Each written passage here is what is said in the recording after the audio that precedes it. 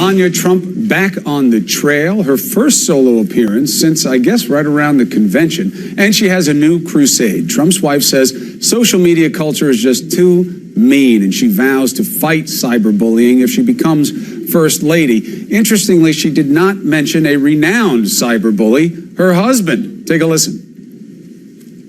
Tweeting happens to be a modern-day form of communication. I'm not unproud of it, to be honest with you.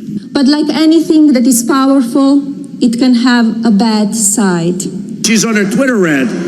She's a goofus. She is a goofus. Jeb attacked me the other day, and all I did was did a little tweet.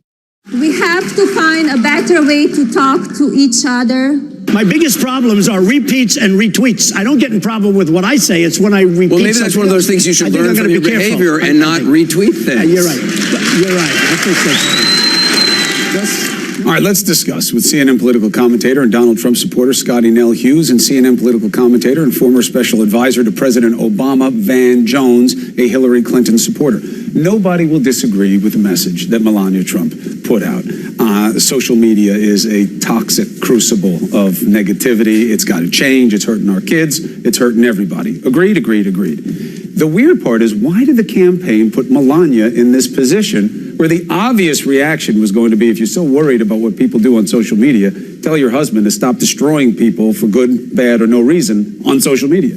Well, we might agree that there's a problem right now. We agree with it, but there's no question. There's no question, but there's not been a spotlight put on it. Yesterday, I think it was actually very wonderful, an articulate conversation that Melania Trump started by putting that spotlight on that we need to actually have some action on it as American families across the board are dealing with this, whether they're in New York, Florida, California. So I think the fact that you put the spotlight on making this a priority that affects every single American is a very good thing.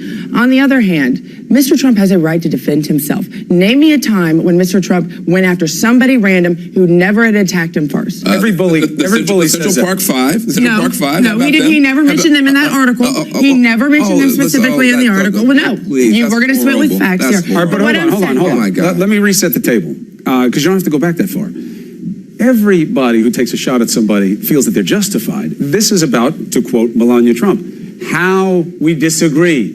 How we disagree. You and I, you and Van and I can all disagree. You will never hear me speak to you online or in person the way he does with people he doesn't agree with. And why?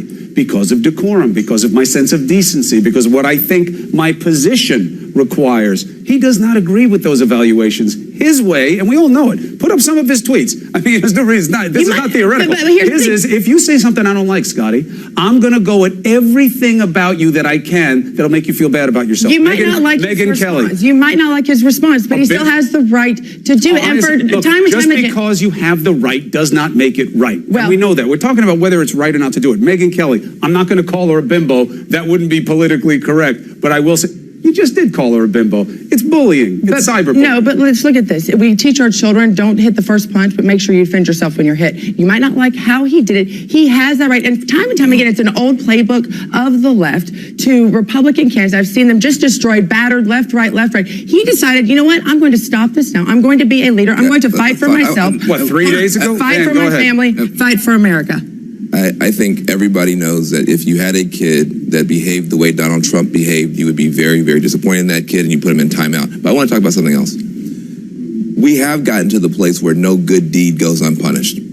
Melania Trump did not marry a politician. She married a business person. She got thrown into this when he made a decision, and she stepped out on a stage, bigger stage than you've been on and I've been on, and she got burned because her staff didn't keep her from reading a speech that was not the right speech for her. If you want to find some inspiration in this campaign, the fact that she has come back out, the fact that she has found a way to be a part of the conversation and is talking about something relevant, though it's bizarre from a campaign point of view, from a personal point of view, I think you can find some inspiration from her resilience. Oh, absolutely. Look, I think that the truth from the beginning has been, it's not about Melania Trump. She's doing everything that she's asked to do, and she's doing it well, probably better than some people who don't know her expected. I'm just saying it's just such an incongruous message with the reality of the candidate. That I agree with. And You know, I just don't think that we should adapt to the absurdity and begin lowering our standards, left, right, or otherwise. We all know that Donald Trump has not conducted himself in the way that you would want a leader to do. You know what the simple test is, Scotty? Consistently, you and all of us, when we have this conversation, the easy question is, would you say that? Would you do that? And the answer is always no, I wouldn't. I wouldn't choose to do that, but he has the right. He's who he is.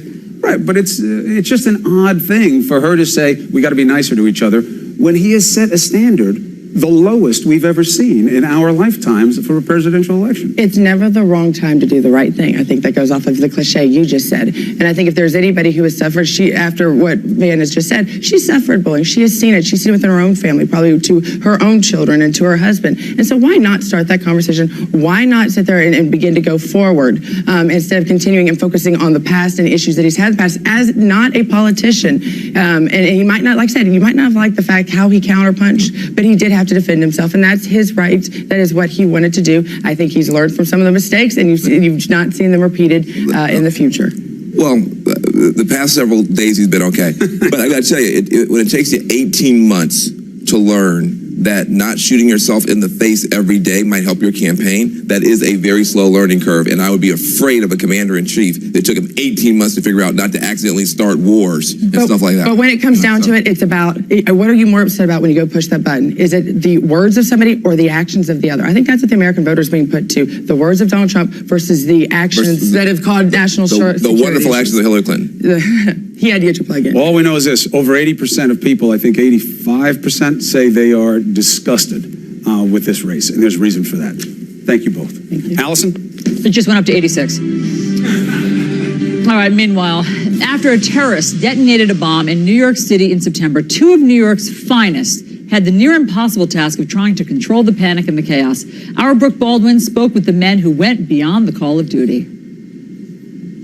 We know that New York is it's a target, but you don't put your uniform on every day thinking that today there might be an explosion. Sarge. NYPD officers Dan Sandrowski and John Campanella were on routine patrol on a Saturday night in September when they saw the explosion that shook New York City's Chelsea neighborhood. We saw the explosion go off. Yeah, we were pretty much like half a block away. At that point, we knew we had to do something.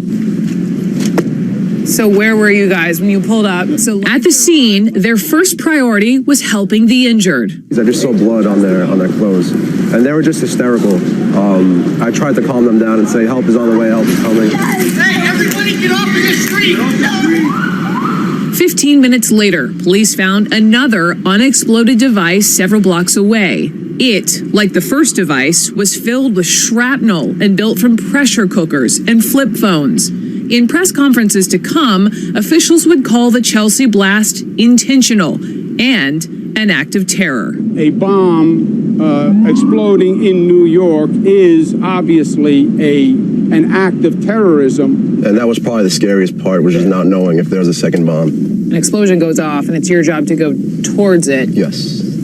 Does that ever make you nervous, or you know that's your job? We know it's our job. And so that dumpster from the explosion flew across the street. Launched right over there, yeah. But even till this day, some of the windows are blown out. You can see it's cracked over there. And that, oh, wow, yes. Yeah. Despite the damage, by Sunday morning, all of the injured were released from the hospital.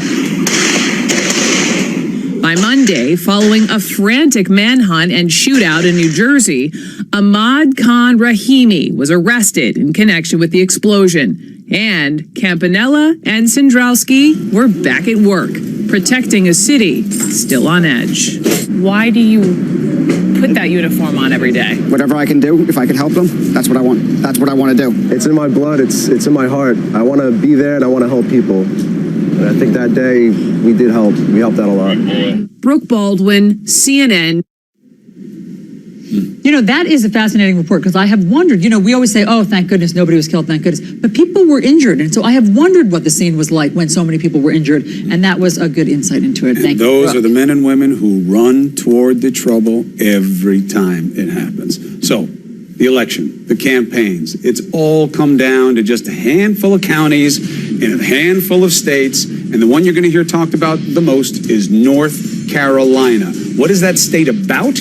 What could make it swing either way? Answers ahead.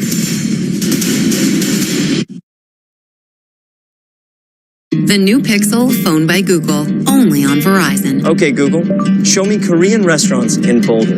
I found a few places. The only network that can power the first phone with the new Google Assistant, unlimited photo storage, and a stunning VR experience.